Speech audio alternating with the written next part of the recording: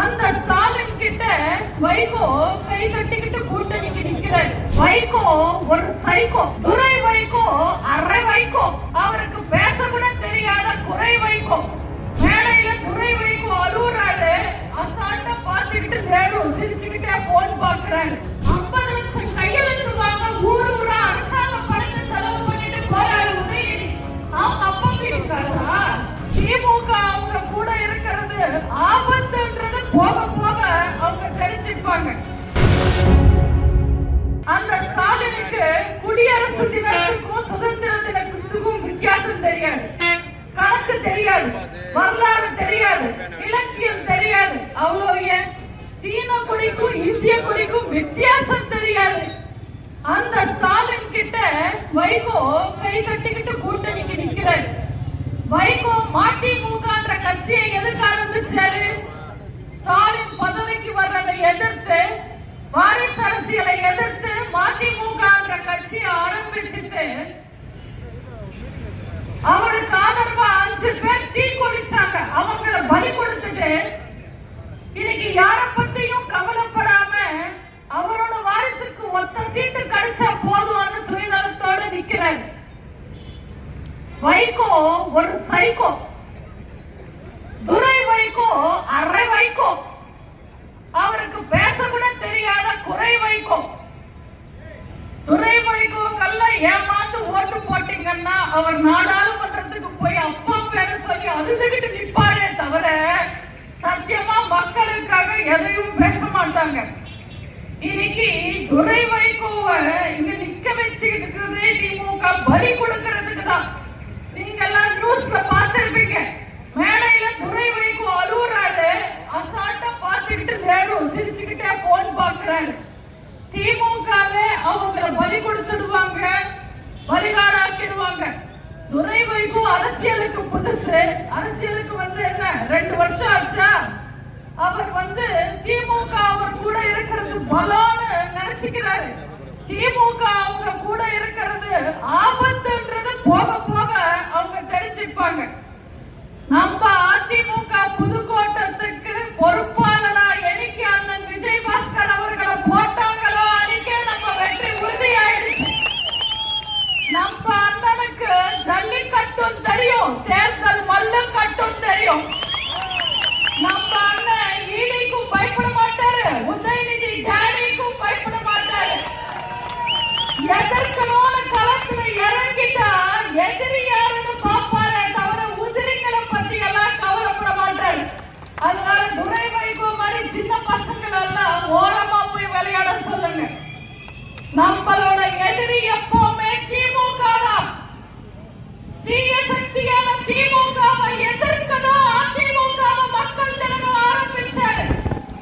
திமுக எதிர்ப்புன்றது நம்ம ரத்தத்துல ஊர்ன ஒரு விஷயம்.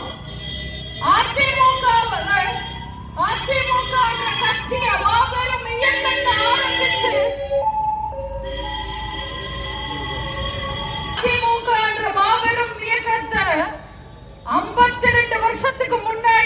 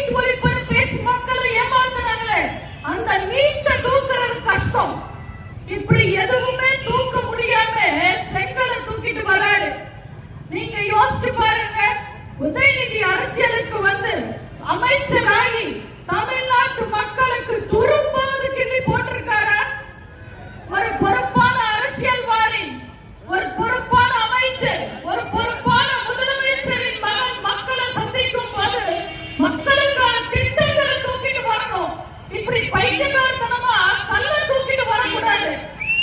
இதை பத்தி கேள்வி கேட்டா நம்ம அண்ணன் எடப்பாடியார் கிட்ட பால்டாய் போய் குழந்தைத்தனமா ஜோக் அடிக்கிறாரு. நான் கல்ல காட்டுறேன், நீங்க பல்ல காட்டுறீங்க, மரியாதை இல்லாம பேசுறாரு. ஒரு மனுஷன் சிரிக்கிறது கூடவா குத்தம்? திமுகவை பொறுத்த வரைக்கும் அவங்க ஆட்சி காலத்துல அவங்க குடும்பம் மட்டும்தான் சிரிக்கணும். மத்தவங்க சிரிச்சா அவங்களுக்கு பொறுக்காது. அதுவும் சரிதான். இந்த ஆழம் தெரியாத திமுக ஆட்சி காலத்துல யார் வந்து நிம்மதியா வாழ்றாங்க, யார் வந்து சந்தோஷமா இருக்காங்க? விலையெல்லாம் ஏத்திட்டாங்க, வரியெல்லாம் ஏத்திட்டாங்க. இந்த உதயநிதி வீரன் மாதிரி பேசுறாரு. மத்திய அரசாங்கத்துக்கிட்ட நாங்க நிதி கேட்டோம், அவங்க தரல, அதனால நாங்க மக்களுக்கு எதுவுமே செய்யலன்னு போய் பேசுறாரு. நாங்க நிதி கேட்டா மத்திய அரசாங்கம் கொடுக்க வேண்டியது தானே, அதனால அவங்க அப்பா வீட்டு காசான்னு கேட்கிறாரு.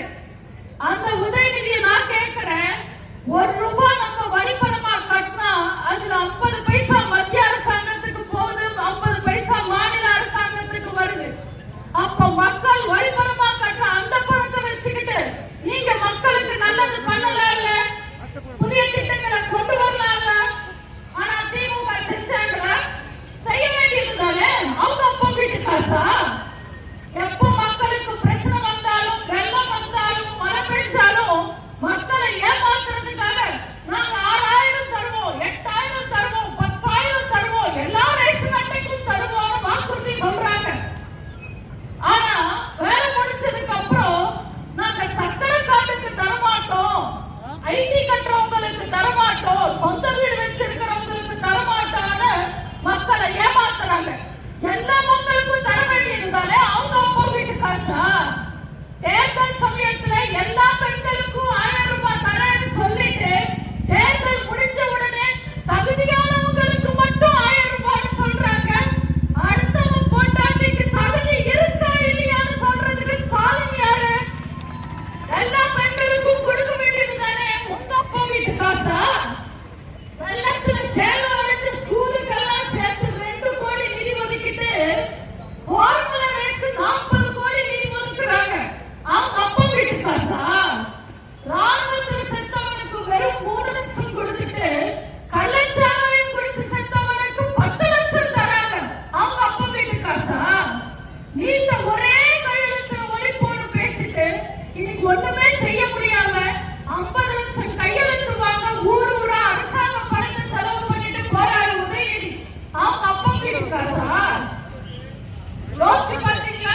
ஈபி பில்லு எவ்வளவு ஏறிடுச்சு, மக்கள் எவ்வளவோ கஷ்டப்படுறாங்க. கரண்ட் பில் கட்ட முடியாம மக்களுக்காக காசா? பெட்ரோல் விலை குறைக்கணும், டீசல் விலை குறைக்கணும்னு சொல்லி இன்னைக்கு பால் விலையே ஏற்றிட்டாங்க. கேட்டா இந்த பால் குடிக்காதீங்க, அந்த பால் குடிக்கன்றாங்க. நாங்க எந்த பால் குடிக்கணும், எந்த பால் குடிக்க கூடாதுன்னு முடிவு பண்றதுக்கு நீங்க யாரு? அது என்ன உங்க அப்பா வீட்டு காசா? இந்த பக்கம் உதயநிதி வந்தா நாக்க புடிக்கிற மாதிரி 4 கேள்வி நறுக்குன்னு கேளுங்க, அப்புறம் ஓடி போயிடுவாங்க. தயவு செஞ்சு இவங்களை எல்லாம் நம்பாதீங்க. தேர்தல் வந்தா போதும், நம்ம எல்லாம் நல்லவங்க, நம்ம ஜெயிச்சிடக் கூடாதுன்றதுக்காக காமெடிக்காகவே கூட்டணி சேருவாங்க. இதுபோன்ற செய்திகளை மேலும் தெரிந்து கொள்ள எங்களது யூடியூப், ஃபேஸ்புக் மற்றும் ட்விட்டர் ஆப்களை சப்ஸ்கிரைப் செய்யவும்.